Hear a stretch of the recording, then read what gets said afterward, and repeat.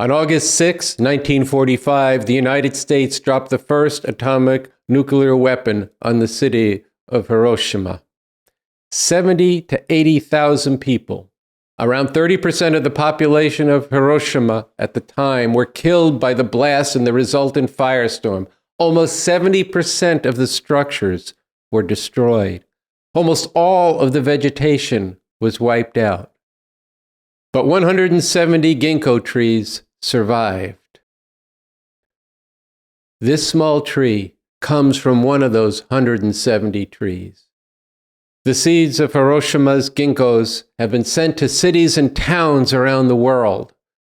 This young tree is growing in a botanical garden I often visit on the campus of UCLA. This tree represents, as a friend has said, the worst of humanity as well as the best of humanity's aspirations. The dropping of the atomic bomb on Hiroshima by the United States followed 3 days later by the dropping of a second atomic bomb on the Japanese city of Nagasaki are unconscionable actions that were not militarily necessary to win the Second World War, but were designed to intimidate the whole world, especially the then socialist Soviet Union, the first revolutionary socialist country, delivering an atomic terrorist message that the U.S. intended to reign supreme over the whole world. Dropping this weapon of mass destruction on a civilian city that had no military value was consistent with the whole history of the United States, founded in slavery and the genocide of the native people and the theft of their land, and then the expansion of the U.S. imperialist empire through the bloody wars of conquest from the end of the 19th century down to today. In the Handbook for Revolution Basics from the Talks and Writings of Avakian, Chapter 1, quote number 6 says this in part, quote, "Imperialism means war. War to put down the resistance and rebellion of the oppressed. War between rival imperialist states. It means the leaders of these states can condemn humanity to unbelievable devastation, perhaps even total annihilation, with the push of a button," end quote.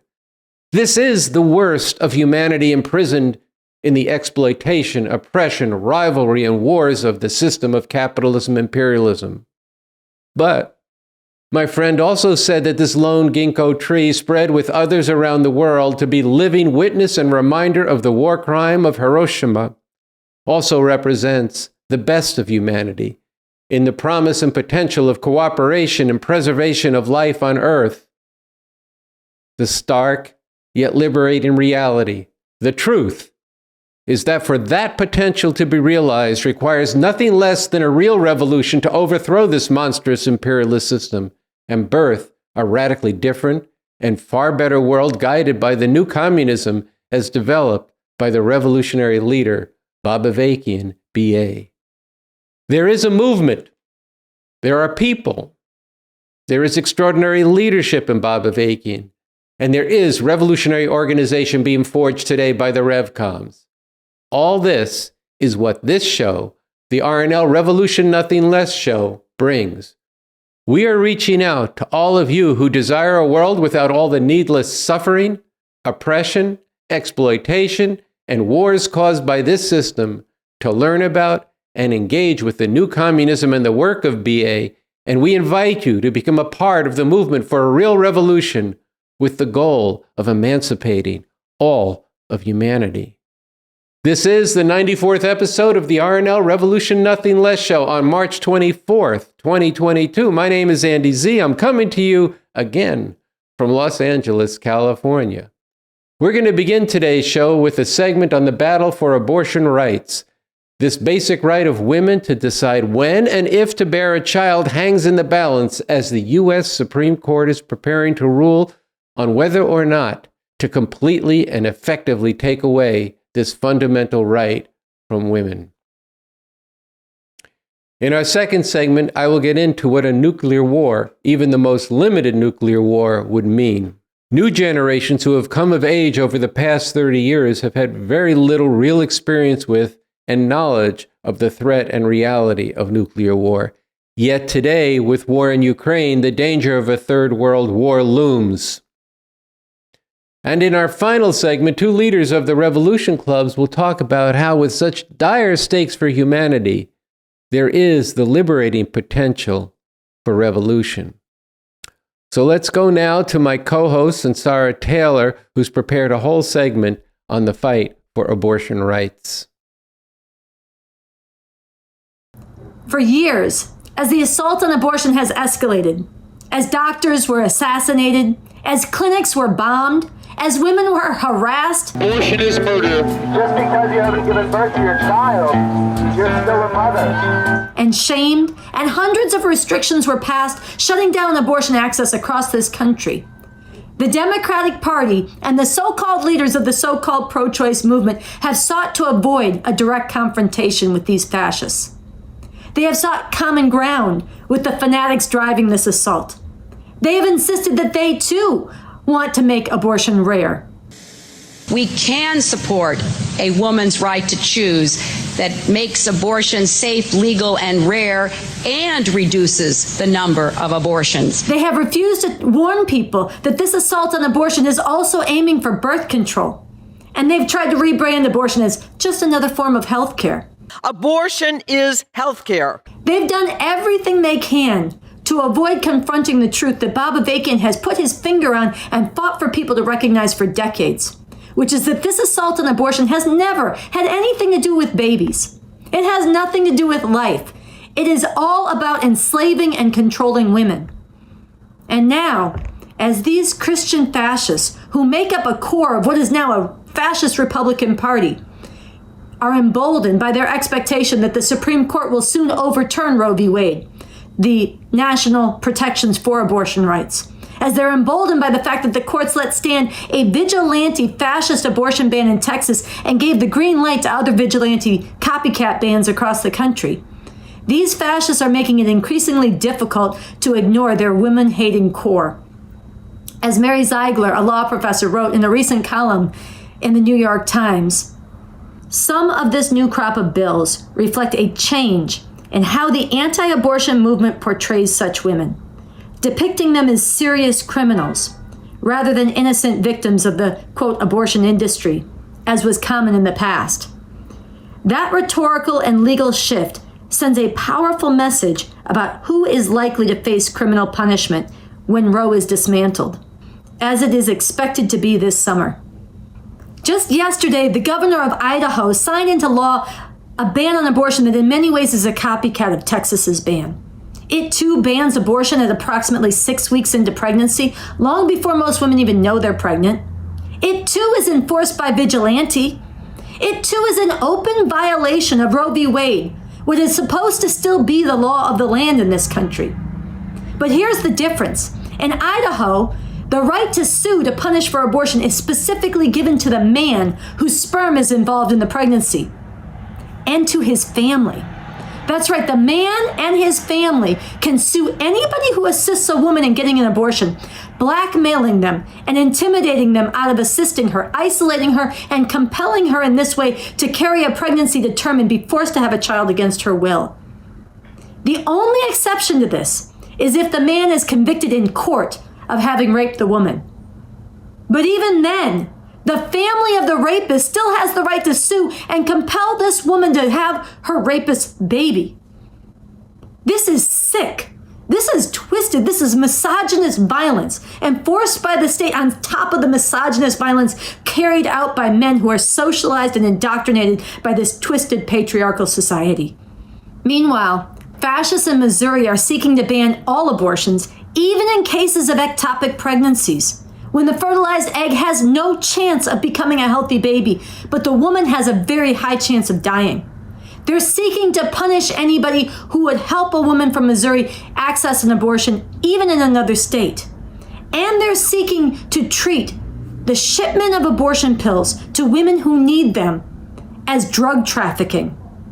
And then down in Oklahoma, a state where many of the women from Texas who can't get abortions in their own state have traveled to, if they can scrounge together the resources, the child care, all that's required to get an appointment in Oklahoma, Oklahoma is fighting to pass a 2-week ban on abortion.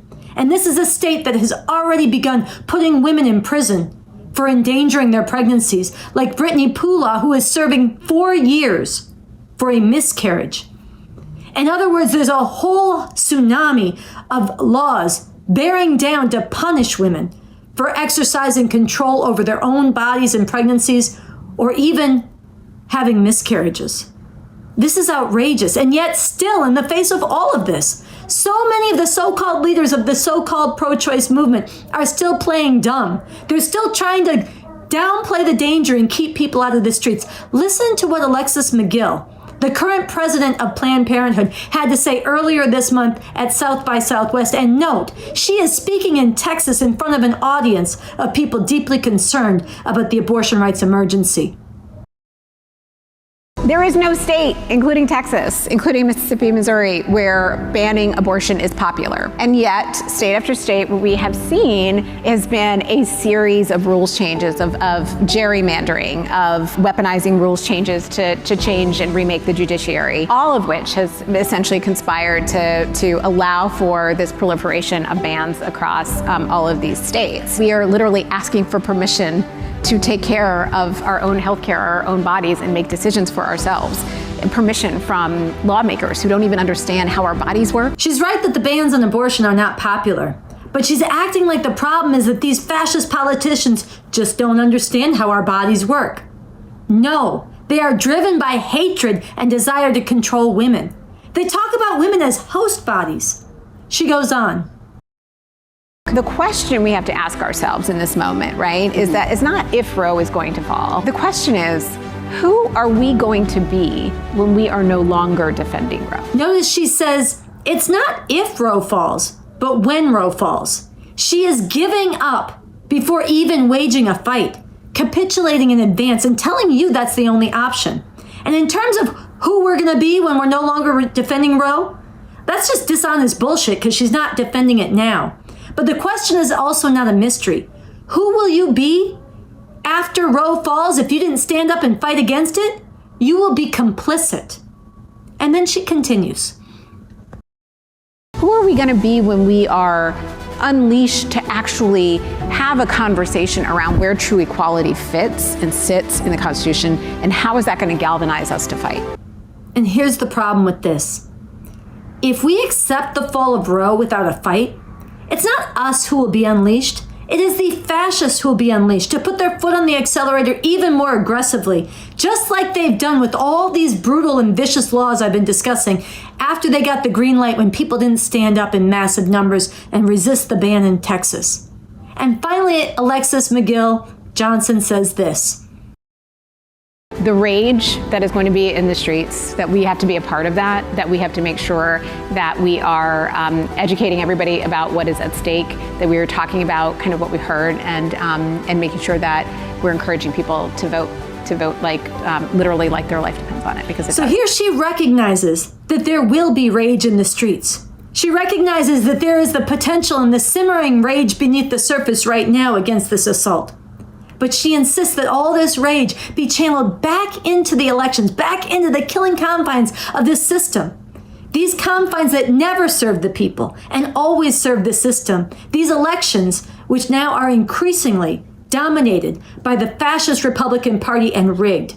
She even began by admitting this. She talked about the gerrymandering. She talked about the weaponizing of rules changing. She talked about the judiciary being seized by fascists. And yet she still insists that this rage be channeled back into these killing confines. Leaders like this, or so-called leaders like this, are so enslaved to this system that they are willing to facilitate the enslavement of women. And if people go along with this, if people follow this misleadership, not only will this give a green light to this fascist juggernaut that is bringing a nightmare for women beyond what most people have even begun to imagine, this will accelerate the whole fascist dynamic, laced with white supremacy and hatred of immigrants, the assault on LGBTQ rights, the assault on science, and the recognition of climate change, and so much more. And it will further the very negative dynamic of otherwise decent people learning to accept and accommodate one horror after another. But in the converse, if people stand up against this, if the fury of women and others is unleashed in the streets to fight against this and change terms from below, not only can we beat back this assault, If growing numbers of people begin to dig into the source of this problem and get serious and get organized with the real solution, which is an actual revolution, this fight can be a key part of bringing about and opening up the possibility to bring this whole system down and bring a radically better system and world into being. There's actually a beautiful future that can be seized if we stand up. And here I want to play you a section of the riseupforabortionrights.org statement that gets at this from a broad unity of people coming at this from different perspectives. What can be seized? What can be won by going into the streets? Our only way forward and our best way forward is to resist. To step outside confines of official politics and fill the streets with our fury. Growing in numbers in cities and small towns, uniting all who can be united, and coming back stronger and continuing sustained, non-violent mass protest. Shaking all of society from the streets to the arts and sciences with our determination. Drawing inspiration from the mighty outpouring of women and others around the world against patriarchal degradation. Changing the whole political atmosphere throughout society in what woman haters from the Supreme Court to the state houses to the streets feel they can get away with. Rising up with courage and conviction to defeat this assault while bringing closer a future where women and all people are free. This vision is based in reality.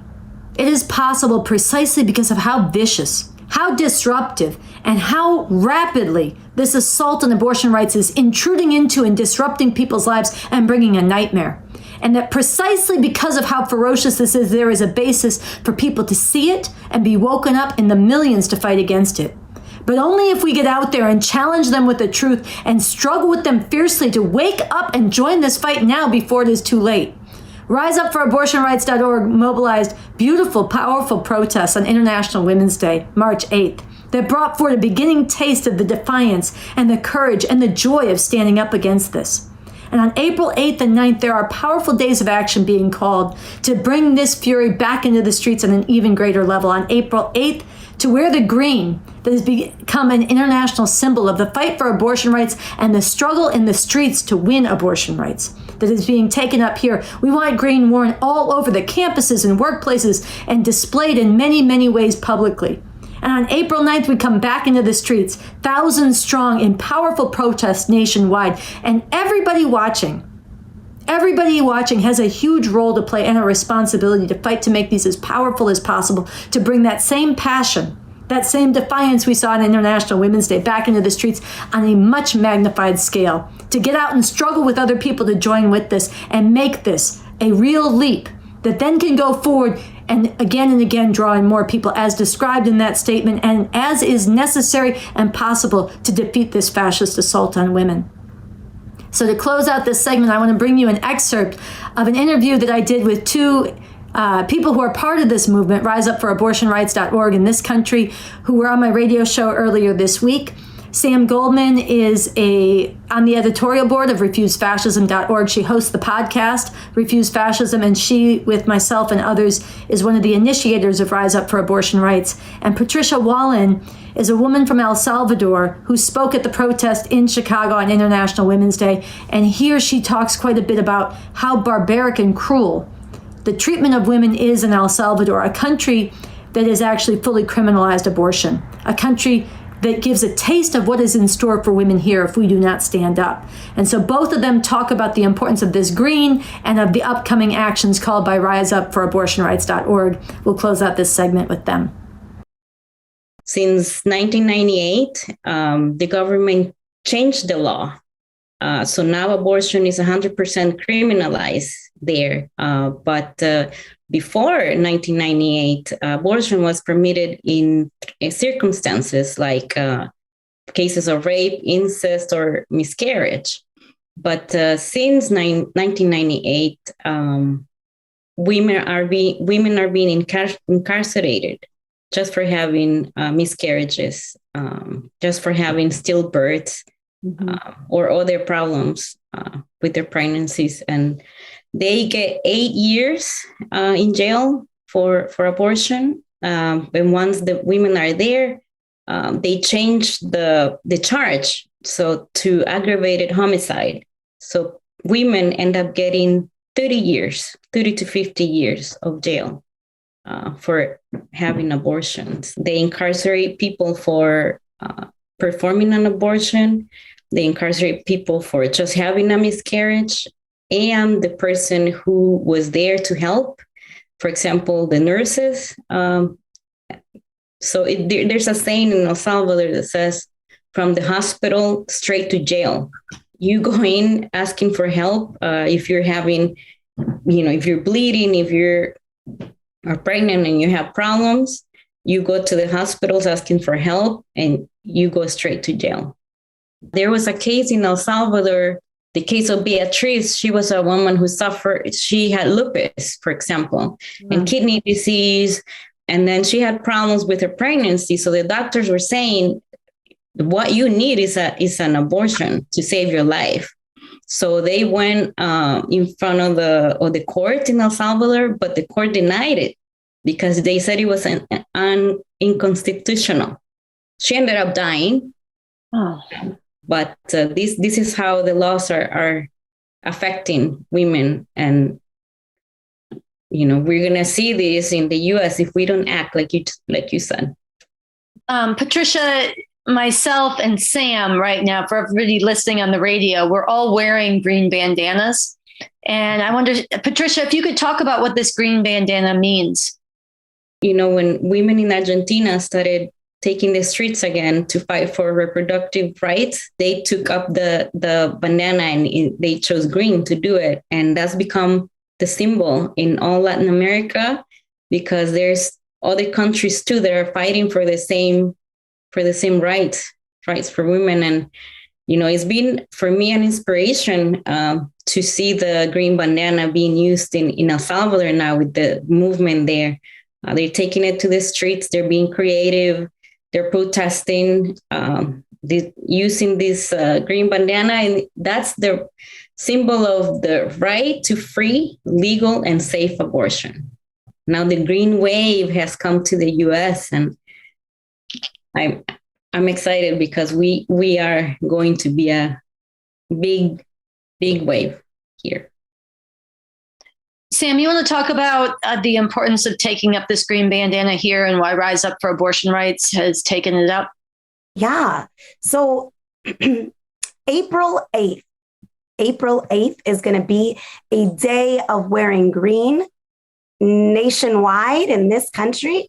I want to say wearing green, but also displaying green, basically a day of green. Spreading, the bandana, green flags, green banners, green chalk. I was reading stories and interviews from people who had started the campaign to make abortion legal in Argentina. And one of the quotes that stuck out to me when they were asking about why you wear green was from this woman, Celeste, who said, so that you can recognize and be recognized. Mm-hmm. Recognizing each other is fundamental in this fight. You are literally taking the taboo out of your bag and you are saying that personal is political and collective. That it's a part of bringing every force that we have into the streets on April 9th, where we're coming back in bigger numbers into the streets to demand abortion on demand and without apology. I want to give each of you, Sam and Patricia, so much appreciation for coming on this show. If there's any closing words. I just wanted to say the last thing, restrictive abortion laws only lead to more unsafe abortions. Join the green wave, keep resisting. Our, women's rights, they have never been given to us. We've always had to go to the streets and fight for them, starting with the right to vote for women. So join. Go to Rise Up for the number abortionrights.org. Make sure that you find where you're going to be April 9th, nationwide mass protests, wearing green, spreading green everywhere, April 8th.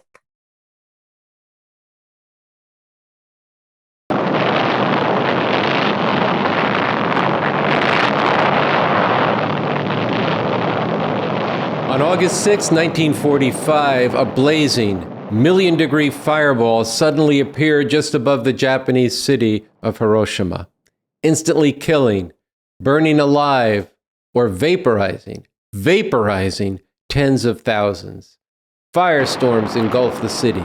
Shockwaves and winds over 1,000 miles an hour came next, shattering bodies and buildings, hurling men, women, and children through the air. Nearly all structures were destroyed over a mile from ground zero.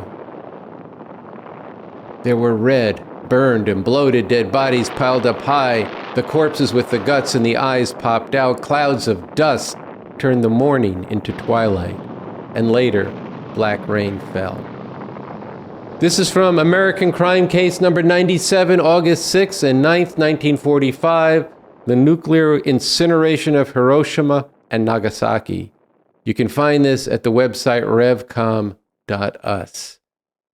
As the war in Ukraine becomes more and more protracted, the danger of nuclear war increases. And we have discussed here on the RNL show and on revcom.us that President Putin of Russia has put his nuclear forces on high alert and has conducted exercises with these forces. Biden and the U.S.-dominated NATO bloc have thus far, and luckily for humanity, refrained from directly engaging Russian forces so as not to unleash a nuclear war. Yet, the U.S. has nuclear-armed submarines in the seas close to Russia, and the U.S.-led NATO bloc has nuclear arms throughout Europe that are just minutes away from being able to strike major Russian cities and military targets. More, the U.S. and NATO are arming Ukraine with advanced weaponry, waging economic and political war against Russia, and have recently moved even more troops into NATO countries on the eastern side of NATO, close to Russia. Troops from the US 82nd Airborne Division on the march in the forests in Poland's Carpathian Mountains. With all this, the drumbeat from the U.S. media and politicians for the U.S. to escalate its military involvement, particularly by establishing a no-fly zone. Okay, so they won't stop importing Russian oil, and they won't even have a no-fly zone? Why rule out the no-fly zone? Why not make Putin think it's possible? Which would tremendously increase the risk and the likelihood of direct military engagement, raising the risk of nuclear war even more. Headlines and articles appear. Earlier this week in The Atlantic, an article was posted that titled, "What is the likelihood of nuclear war?" After stating that the risk is not as great as it was during the Cuban Missile Crisis in October 1962, of which President Kennedy said in hindsight that the risk of all-out nuclear war was 50-50. The Atlantic article goes on to say that the war in Ukraine poses the potential for mistakes and miscalculations, and this means the risks are high. And what we want to do today on the RNL show is bring to new generations and to remind those who lived through these past periods where the sort of nuclear devastation was ever present, a basic picture of what nuclear war actually is. But first, we want to briefly establish the scientific understanding of what gives rise to wars in this era of imperialism.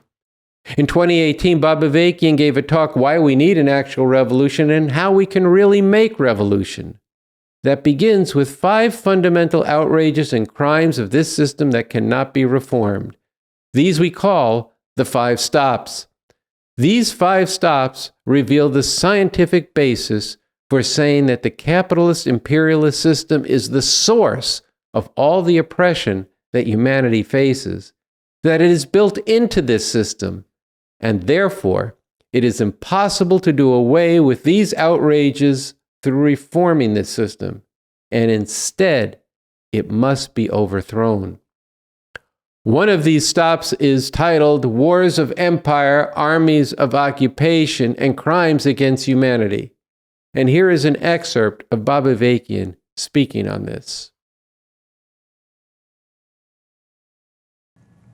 But this system of capitalist imperialism is marked by profound divisions between different classes and groups of people within each country, between a small number of capitalist imperialist countries and the countries under the domination of these imperialists, particularly in the Third World, that is, Latin America, Africa, the Middle East, and Asia, and divisions between imperialist countries themselves, whose rivalry has revolved to a significant degree around their contention for control of colonies and people to exploit in the Third World.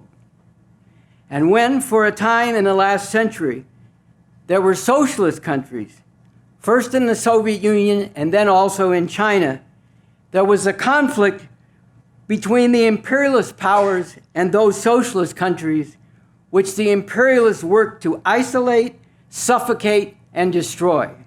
All this led to 2 world wars in the last century, in which tens of millions of people were killed, including huge numbers of civilians. Since the end of World War II in 1945, the divisions that marked the world within the overall framework of domination by the capitalist imperialist system have led to continual wars. Wars where imperialist powers have unleashed massive violence against people fighting for liberation from imperialism in countries of the Third World, such as the war in Vietnam, where the US slaughtered several million Vietnamese and poisoned much of the soil of that country with chemical weapons. War crimes and crimes against humanity that the US imperialists have continued in all parts of the world, including today, for example, in the Middle Eastern country of Yemen, where because of bombing and other actions by Saudi Arabia and the United Arab Emirates, backed, armed, and aided by the US, 1 million people, including large numbers of children, are suffering and many are dying from the terrible disease cholera. And 8 million people, more than a fourth of the population, are facing starvation. And there are wars between different oppressive forces, including wars where imperialist powers fight each other not directly, but through proxies, such as the war which has devastated Syria over the past several years, where the US and Russia have backed, armed, and aided different factions. While another world war, which especially with the arsenals of nuclear weapons in the hands of the US and Russia, China, and some other countries, could lead to destruction and death on a massive scale, and could even bring about the extinction of the human race. While this has so far been avoided, so long as the capitalist imperialist system continues to dominate the world, and the profound divisions this embodies and enforces continue to exist, the danger remains of a far more devastating war than anything previously endured by humanity.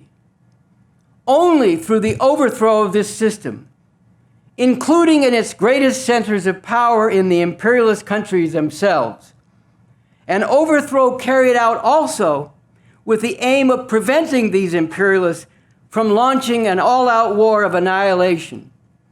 Only in this way can we advance toward the goal of overcoming the divisions among human beings that embody exploitation and oppression and lead to violent conflict, and finally make a reality of the dreams and aspirations of so many for a world without war. This provides a scientific foundation for how to understand and what stand to take towards the war in Ukraine. Bob Avakian has written, quote, "Of course, this act of imperialist aggression by Russia deserves to be condemned, but especially for people residing in this country, which again, by far holds the record for such acts of aggression, it is a matter of basic principle and profound importance not to be echoing the positions and serving the aims of our imperialists, and instead to be making very clear our opposition to the aims and actions of these US imperialists who are using opposition to the Russian invasion of Ukraine not as a way of promoting peace or the right of nations to self-determination, but as a means of furthering U.S. imperialist interests in opposition to the rival Russian imperialists, end quote. So with all this in mind, let's take a look at nuclear war, starting with the fact that the only country that has actually used nuclear weapons is the United States. The president of the U.S., as World War II was drawing to a close, was Harry Truman. For sheer blood-curdling imperialist bullshit, watch this from Harry Truman. We have spent more than $2 billion on the greatest scientific gamble in history, and we have won. Having found the atomic bomb, we have used it. We shall continue to use it until we completely destroy Japan's power to make war. Only a Japanese surrender will stop us. It is an awful responsibility which has come to us. We thank God that it has come to us instead of to our enemies, and we pray that He may guide us to use it in His ways and for His purposes. If you didn't believe me that Hiroshima and 3 days later Nagasaki were not military targets, watch this clip. And this is from a government film that was edited into a feature documentary in 1983 titled Atomic Cafe. The group had been told to select some targets in Japan that had not been bombed. In other words, they wanted virgin targets. And the reason behind it, even though not given to the group at that time, the reason behind it was that they wanted to be able to make bomb blast studies or bomb damage studies on virgin targets once the bombs were used.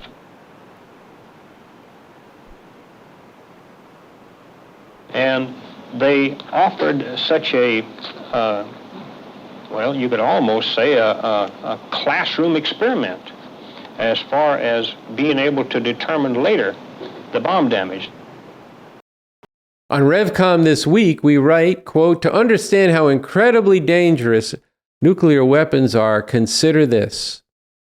The single bomb that devastated Hiroshima in 1945, ultimately killing over 140,000 people, had a yield of 15 kilotons.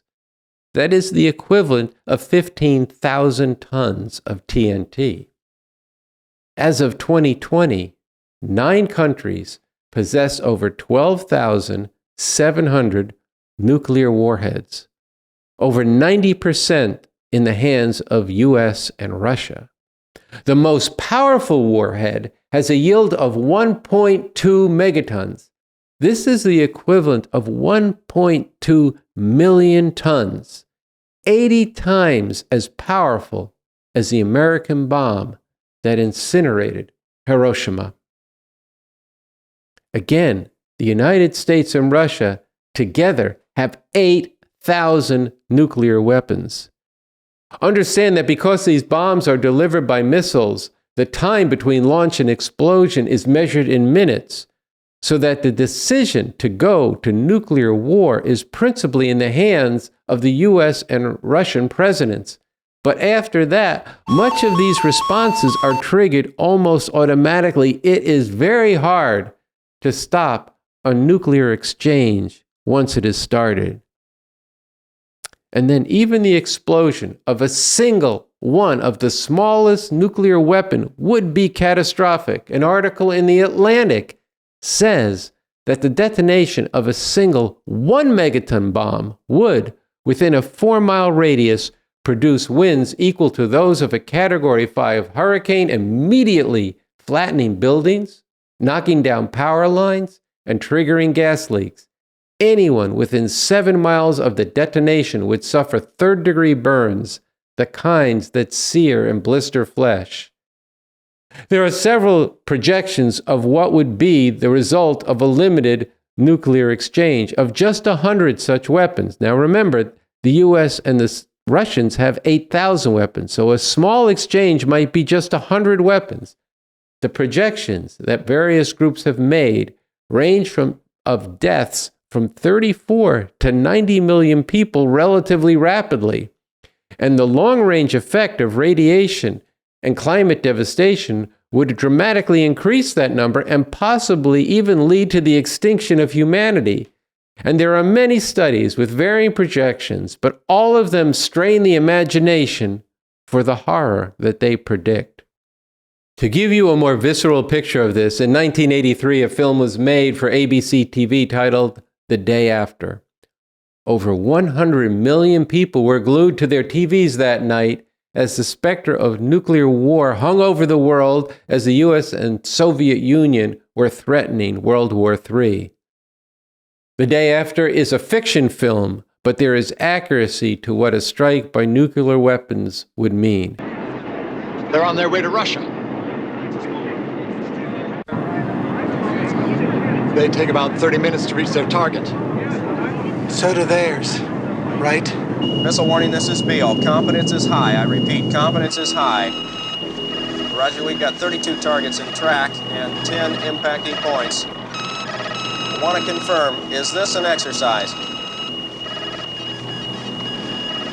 Roger, copy. This is not an exercise.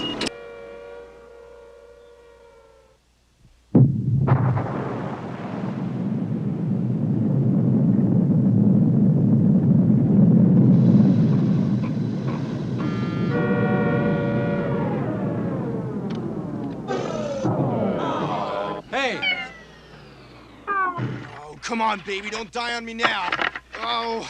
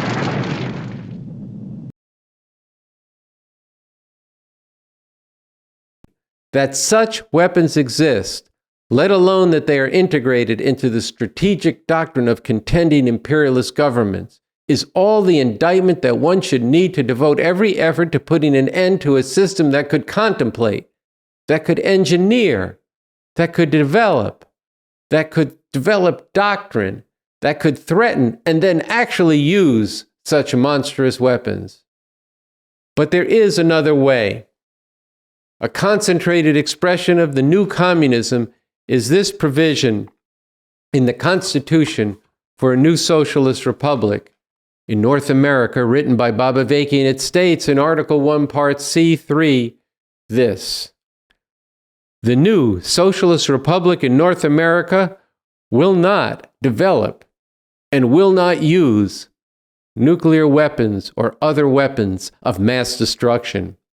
It will wage a determined and many-sided struggle to rid the world of all such weapons, and it will do this as part of a larger overall struggle to defeat and dismantle all imperialist and reactionary states and forces to advance toward the achievement of communism throughout the world, which will finally make it possible for the desires and dreams of countless human beings throughout history and the fundamental interests of humanity for a world without war to long last be realized. This is an expression of the bedrock principle of the new communism, that the means of this movement, of this revolution, must flow from and be consistent with the fundamental ends of abolishing all exploitation and oppression through revolution led on a scientific basis. All right, I'm here in the Revolution Nothing Less studio in Los Angeles, California, with Noche Diaz, national spokesperson for the Revolution Club. How you doing, Andy? Welcome back. All right, good. But I just left Michelle Chai, a leader of the Revolution Club here in Los Angeles, who's in New York City now. And she is working with the Revolution Club there, and especially working with Rise Up for Abortion Rights. How are you doing, Michelle? Pretty good. Okay, so look, we wanted to have a conversation about how we're taking things out among the masses of people in light of some of the things that actually that we've dealt with in today's program. The first segment was an extensive segment on the struggle, the fight, the battle for the right to abortion for women, without which women would effectively be enslaved to biology, and their future is completely curtailed and at the mercy of the state should they become pregnant. And the tremendous stakes in that, and the terrible future that would make for people. And we've also been dealing with Ukraine. Today, we went into, for people, especially younger people who don't know what nuclear war really means, we did a short segment on that. But again, the war in Ukraine is a concentration of this, the contradictions, the problems of the system, the competitive nature of the system, and how imperialism constantly gives rise to war. That was brought out in the segment and from Bob Avakian. So I thought it was important for us to have some discussion of the work of the Revolution Club, diving into this milieu. And Michelle, you brought out, before I left, some points about stepping back to something terrible or something truly emancipating. So I thought you guys should have a conversation that would be helpful to the viewers of the RNL show.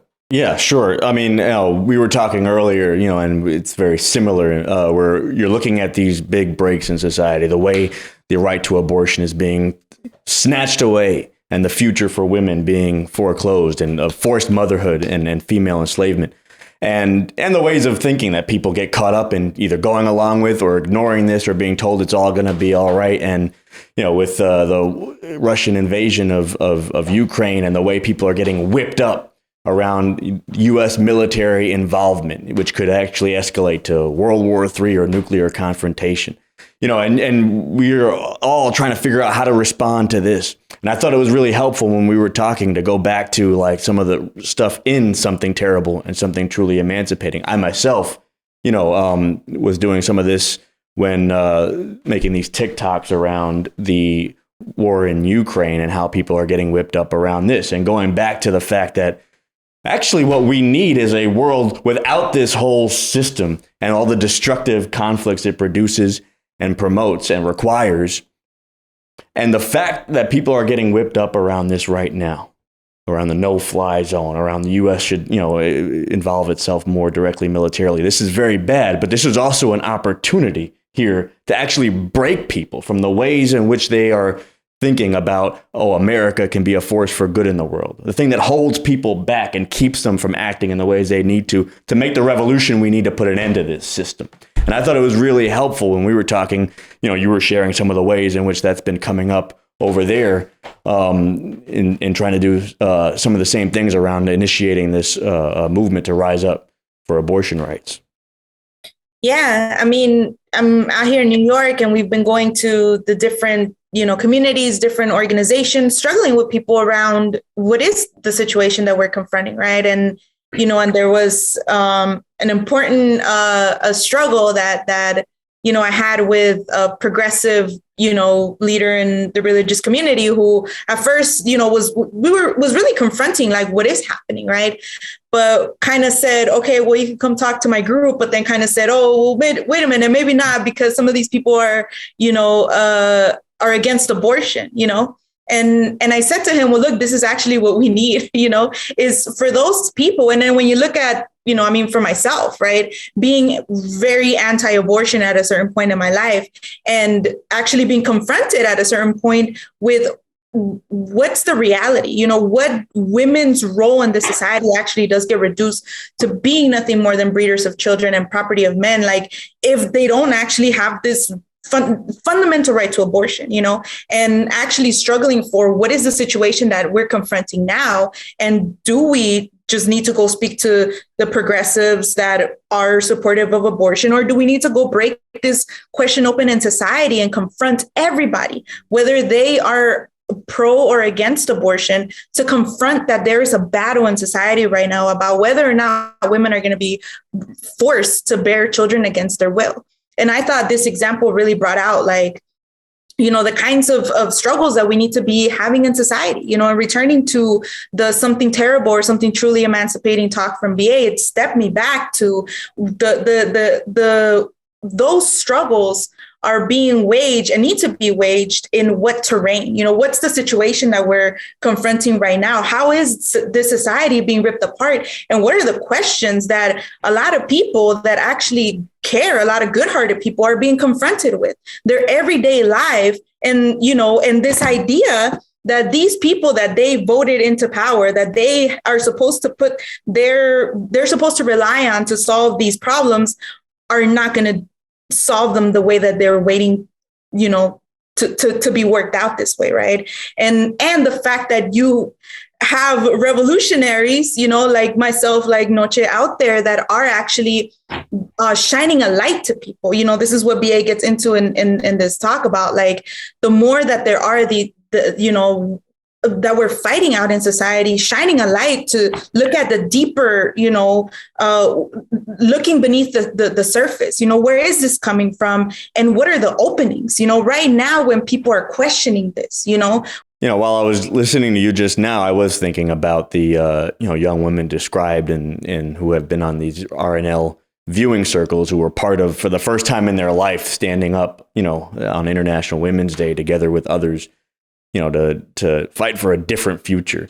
And then they go back out into the world and they're encountering all the reasons why you shouldn't be doing that, and all the, rationalizations for going along with this, some of that which you've described, and some of it which is just, you should only think about yourself, or you go back to, family and loved ones. But I thought, what was important is that, even for those who are, first of all, shout out if you're watching again, and, for people who are, having this experience and are going through this, to be taken back to the fact that we are working on a much bigger stage.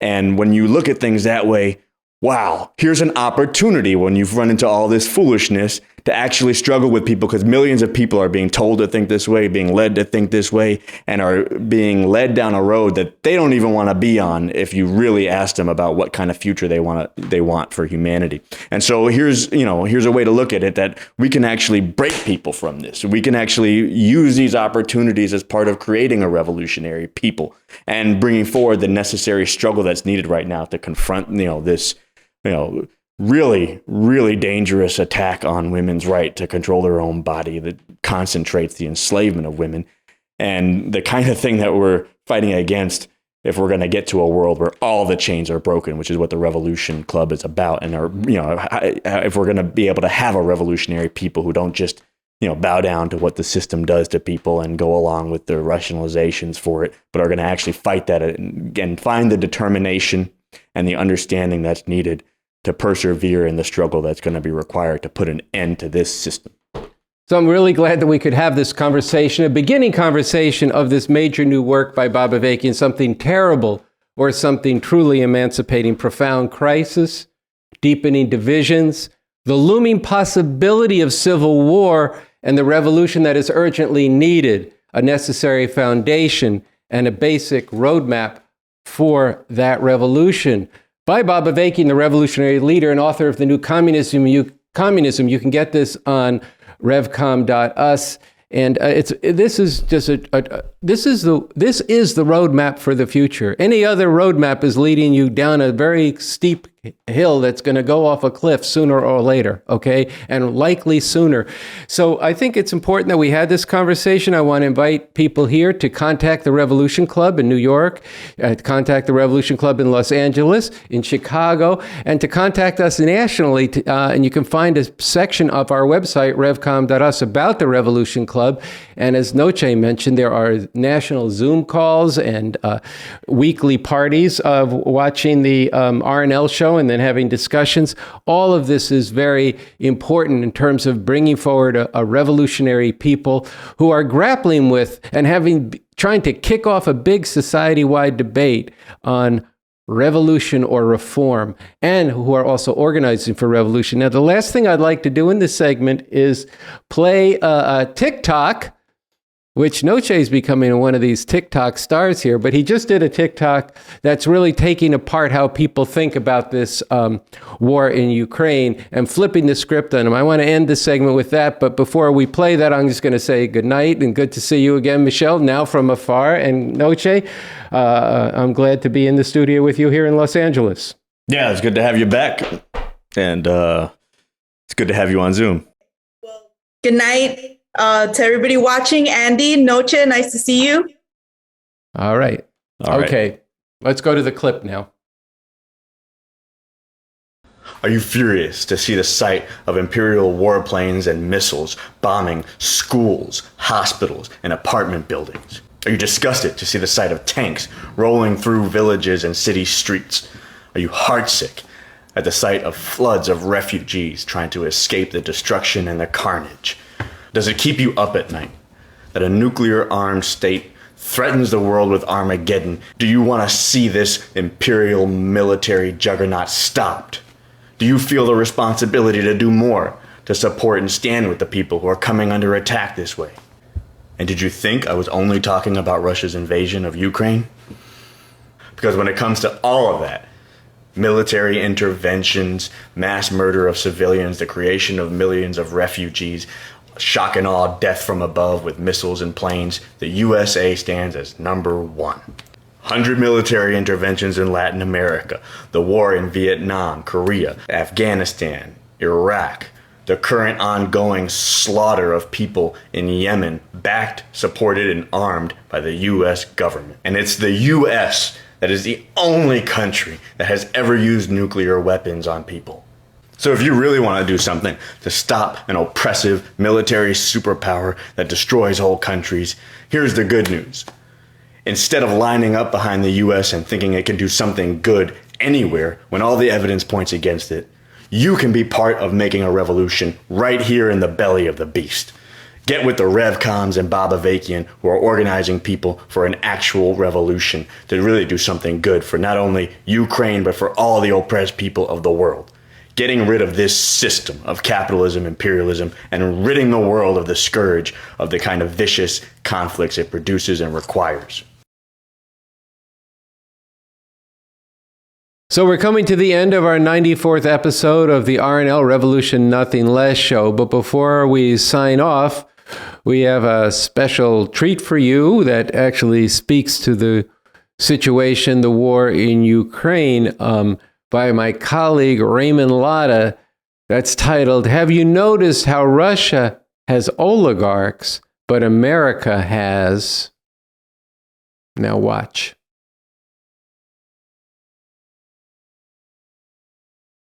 Have you noticed how Russia has oligarchs, but America has entrepreneurs? Have you noticed how Russia has bosses, but America has CEOs? Have you noticed how Russia's rich hide away their yachts and villas, but in America, you have lifestyles of the rich and famous? Have you noticed how Russia is an evil petrostate, but America's position as the number one producer of oil and natural gas in the world is energy independence? And did you notice this? In January 2022, Apple became the world's first $3 trillion company.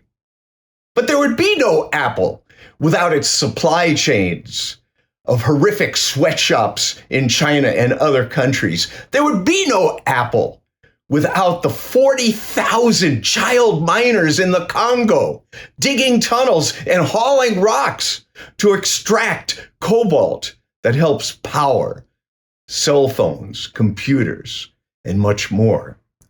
You see, in America, we have high-tech companies and venture capitalists. But heaven forbid, no oligarchs here. All right, so this brings us to the end of the 94th episode of the RNL Revolution Nothing Less show.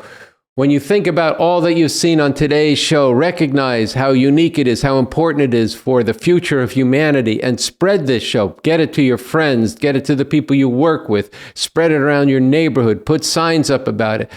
Get on social media. Tell everybody they need to get into this show. This is the way out of the madness of today's world and the way forward to a world that would really be fit for humanity. So with that, I want to thank everybody who's participated in this show, who in the interviews, in the production of the show. Sunsara Taylor, my co-host in New York City, Noche and Michelle and the whole RNL crew, and all of you who are going to take up spreading this show. So we'll see you next week at 5 p.m. Pacific time and 8 p.m. Eastern time, and you can figure out, if you're in the middle, what time you're going to see this show. So good night and see you next week.